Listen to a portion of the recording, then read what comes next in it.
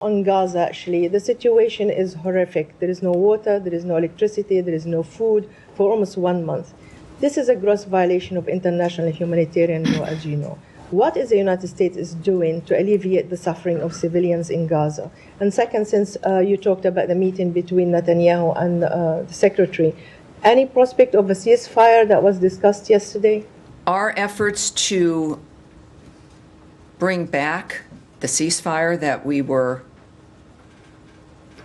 happy to have at the beginning of this, before Hamas turned its back on the ceasefire, is something that the administration, that the President and Secretary Rubio have said we would want back. There's nothing that is cut off in the sense of where we go from here. It is clear. And the effort, as we are asked every briefing, which is appropriate because of the nature of the issue, is none of us, we're engaging in this to stop the suffering. When there is a resumption of a conflict, in the nature of this conflict, with so many hostages also still being held, it of course disrupts the humanitarian aid. And that is something that concerns all of us and that we seek to change. There is one group that has broken ceasefires, that continues for generations to move the suffering, and that is Hamas.